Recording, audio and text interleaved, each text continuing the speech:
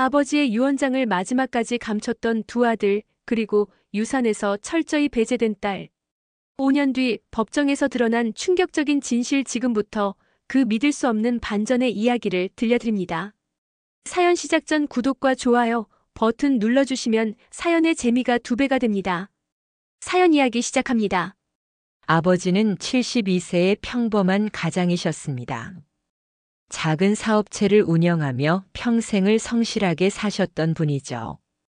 저는 막내딸 은희이고 위로 큰형 명진이와 둘째형 경진이가 있습니다. 엄마가 돌아가신 후 저는 외국으로 유학을 떠났습니다.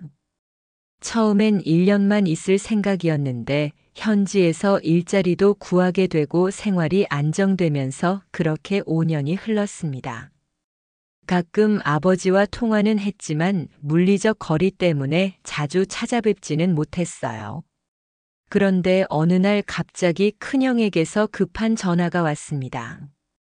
은희야, 아버지가. 목소리가 떨리고 있었어요. 심장마비셨다고 했습니다. 너무 갑작스러운 일이었어요. 며칠 전만 해도 전화로 건강하신 목소리를 들었는데 믿을 수가 없었습니다. 급히 비행기를 타고 한국으로 돌아왔지만 이미 아버지는 세상을 떠나신 후였습니다. 장례식장에서 마지막 모습을 뵈었을 때 정말 많이 울었어요. 더 자주 찾아뵙지 못한 것, 마지막 인사도 제대로 드리지 못한 것이 너무 후회됐습니다. 장례식은 조용히 치러졌습니다. 아버지의 지인분들과 친척들이 와서 마지막 인사를 드렸어요. 저는 3일 동안 장례식장을 지키며 아버지를 보내드렸습니다.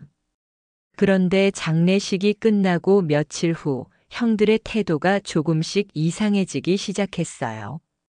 평소보다 말수가 적어지고 저와 눈을 잘 마주치지 않더라고요. 어느 날 큰형 명진이가 저를 불러서 이런 말을 했습니다. 은희야, 아버지 재산 정리 문제 말인데 유언장 같은 건 없으셔. 그냥 우리 셋이 법정 상속으로 나누는 게 맞을 것 같아. 저는 당연히 그럴 거라고 생각했어요. 아버지가 갑작스럽게 돌아가셔서 유언장을 미리 작성하실 시간이 없으셨을 테니까요. 알겠어요, 형. 어떻게 하면 될까요? 그런데 둘째형 경진이가 끼어들더라고요. 근데 은희야, 너 계속 외국에서 살 거잖아. 복잡하게 3등분 하지 말고 우리 둘이 공동 명의로 하는 게 어때? 나중에 내가 필요하면 언제든 얘기해. 그때는 그냥 형들이 절차를 간소화하려는 거라고 생각했어요. 저도 당장 한국에 돌아올 계획이 없었고 형들이 아버지 병간호도 해드렸으니 당연하다고 여겼습니다. 네, 형들이 알아서 해주세요. 저는 잘 모르니까요. 며칠 뒤 형들이 상속 절차를 마쳤다고 연락이 왔어요. 모든 재산이 두 형의 공동 명의로 정리됐다고 했습니다. 그런데 그때 둘째 형이 한 말이 정말 충격적이었어요. 은희야, 사실 말해서 넌 상속받을 이유가 없어. 엄마 돌아가시고 바로 외국 나가서 아버지 한 번도 제대로 안 찾아왔잖아. 아버지도 널 찾으신 적 없고. 큰형도 거들어서 말했어요. 우리 둘이 몇 년 동안 병원 모시고 다니고 간병도 하고 그랬어. 너는 전화로만 안부 물어봤잖아. 솔직히 말하면 아버지도 서운해하셨어. 그 말들이 가슴에 비수처럼 꽂혔습니다. 물론 제가 자주 찾아뵙지 못한 건 사실이에요. 하지만 아버지께서 제가 외국에서 안정적으로 살아가는 것을 좋아하셨다고 생각했는데 정말 서운해하셨을까요? 형들이 그렇게 생각한다면 저는 상관없어요. 목소리가 떨렸지만 최대한 담담하게 말했어요. 하지만 마음속으로는 정말 많이 아팠습니다. 돈 때문이 아니라 형들이 저를 가족으로 여기지 않는다는 느낌 때문이었어요. 그날 밤 혼자 호텔에서 정말 많이 울었습니다. 아버지를 잃은 슬픔에 형들에게 배제당한 상처까지 더해져서 견딜 수가 없었어요. 며칠 더 한국에 머물렀지만 형들과는 더 이상 대화다운 대화를 나누지 못했어요. 서로 어색해하며 거칠의 인사만 주고받았습니다. 떠나는 날 공항에서 큰형이 전송을 나왔어요. 은희야, 미안해. 그냥 우리도 힘들어서 그랬어. 연락하고 지내자. 하지만 그 말이 진심으로 들리지 않았어요. 형식적인 인사 같았습니다. 네, 형. 건강하세요. 비행기 안에서 한국 땅이 멀어지는 걸 보며 이제 정말 이 나라와는 인연이 끝난 것 같다는 생각이 들었어요. 아버지도 돌아가셨고 형들과도 사이가 멀어졌으니까요. 외국으로 돌아온 후 저는 형들과 연락을 끊었습니다. 명절 인사 정도만 간단히 주고받을 뿐이었어요. 아버지 생각이 날 때마다 마음이 아팠지만 시간이 지나면서 점점 그 아픔도 무뎌져 갔습니다. 그렇게 5년이 흘렀습니다. 저는 현지에서 새로운 직장을 구하고 나름대로 안정된 생활을 이어가고 있었어요. 가끔 아버지 생각이 나긴 했지만 이제는 그런 기억들도 아련한 추억 정도로 여겨졌습니다. 그런데 어느 날 오후 한국에서 낯선 번호로 전화가 왔어요. 안녕하세요. 김은희 씨 맞으신가요? 저는 서울법률사무소 변호사 이정민입니다. 변호사요? 갑자기 무슨 일인지 궁금했어요. 네, 맞습니다. 무슨 일이시죠? 고 김도현님과 관련된 중요한 사안이 있어서 연락드렸습니다. 혹시 지금 통화 가능하신가요? 아버지와 관련된 일이라니.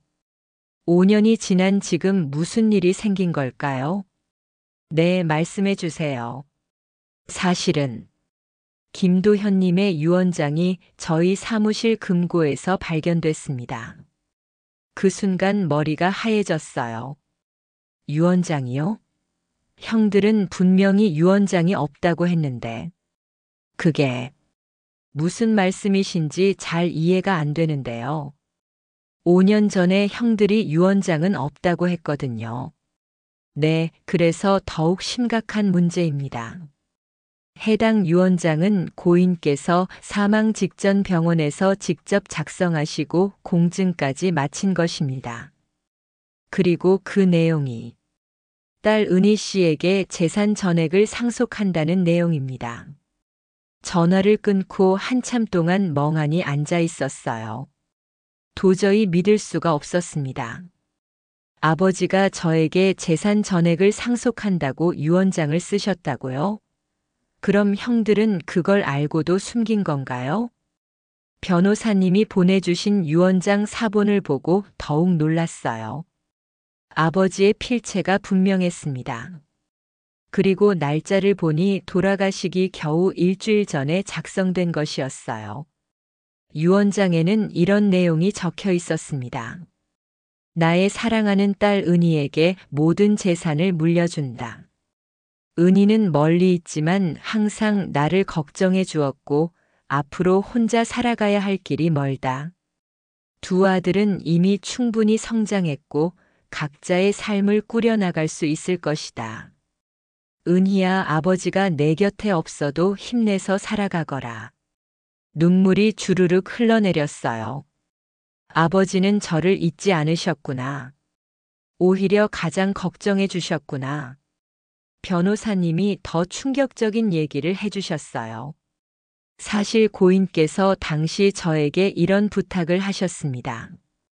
두 아들에게는 은희가 외국에서 혼자 살게 될 테니 이 유언장은 그 아이가 돌아오면 꼭 전해달라고 얘기해 달라고 하셨어요.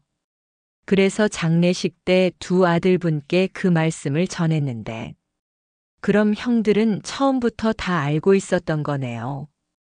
아버지의 유언장 존재를 그리고 제게 전해달라는 아버지의 마지막 부탁까지도. 분노가 치밀어 올랐어요.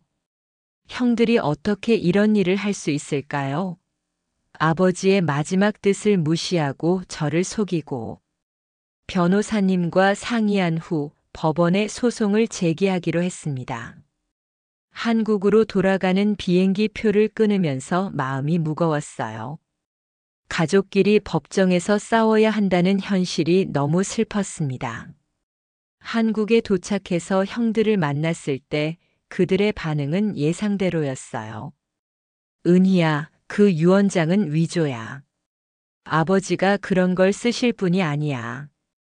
큰형 명진이가 강하게 부인했어요. 병원에서 의식도 제대로 없으셨는데 어떻게 유언장을 쓰셨겠어? 누군가 조작한 거야. 둘째 형 경진이도 마찬가지였어요. 은희야, 우리 형제끼리 이런 식으로 싸우면 안 돼. 그냥 원래대로 3등분 하자. 하지만 저는 더 이상 물러설 수 없었어요. 아버지의 마지막 뜻을 지켜야 했으니까요. 법정에서의 과정은 길고 힘들었어요. 필체 감정을 받고 여러 증거를 수집하고 그 과정에서 더 많은 진실들이 드러났습니다. 변호사 이정민 님이 법정에 직접 나와서 증언해 주셨어요. 고인께서는 딸 은희 씨를 정말 걱정하고 계셨습니다. 은희가 외국에서 혼자 사는 게 제일 걱정이다. 아들들은 이미 자리를 잡았지만 은희는 앞으로 살아갈 길이 멀다라고 자주 말씀하셨어요. 병원 간병사님도 증인으로 나왔어요. 환자분께서 딸 얘기를 정말 자주 하셨어요. 은희가 언제 한국에 올까, 은희는 잘 지내고 있을까 하시면서요. 아들분들이 오셨을 때도 은희 얘기는 하지 마라, 마음만 아프다라고 하시더라고요. 그 증언을 들으면서 가슴이 미어졌어요.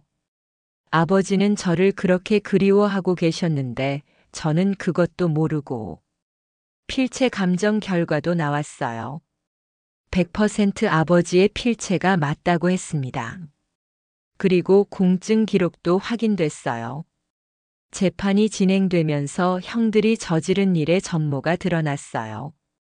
그들은 아버지 돌아가신 직후부터 유언장의 존재를 알고 있었어요. 변호사님이 분명히 얘기해 줬거든요. 하지만 그들은 그 사실을 숨기고 저에게는 유언장이 없다고 거짓말을 했던 거예요. 그리고 법정 상속을 가장해서 재산을 독차지했고요. 검찰에서는 이를 유언장 은폐 및 사문서 은닉죄로 기소했습니다. 법정에서 형들의 변명을 들을 때 정말 마음이 복잡했어요. 우리도 아버지가 그런 유언장을 남기실 줄 몰랐어요. 그냥 은희는 외국에서 잘 살고 있으니까. 판사님, 저희가 몇 년 동안 아버지 병간호를 했는데 갑자기 모든 걸 은희에게 주신다니. 하지만 변명일 뿐이었어요. 아버지의 유언을 무시하고 저를 속인 것은 명백한 잘못이었으니까요. 몇 달간의 재판 끝에 판결이 나왔어요. 형들은 유죄 판결을 받았고 재산은 유언장대로 제게 전액 상속되었습니다. 법정을 나서면서 형들과 마주쳤어요. 그들은 고개를 숙이고 있었어요. 은희야, 정말 미안해. 큰형이 떨리는 목소리로 말했어요. 우리가 욕심을 부렸어. 아버지 뜻을 무시하고. 둘째 형도 눈물을 글썽이며 말했어요. 은희야, 용서해 줄 수 있겠니? 저는 한참 동안 말을 하지 못했어요. 화가 났지만 동시에 슬프기도 했거든요. 우리가 왜 이렇게까지 돼야 했을까? 형들, 저는 돈이 중요한 게 아니었어요. 아버지의 마지막 마음을 돌려받은 것 같아서. 그걸로 충분해요. 재산을 되찾긴 했지만 정작 중요한 건 돈이 아니었어요. 아버지가 저를 얼마나 사랑하고 걱정해 주셨는지를 알게 된 것이었어요.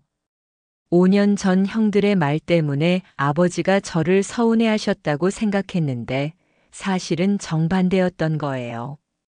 오히려 가장 걱정해 주시고 제 앞날을 생각해서 모든 재산을 물려주려 하셨던 거예요.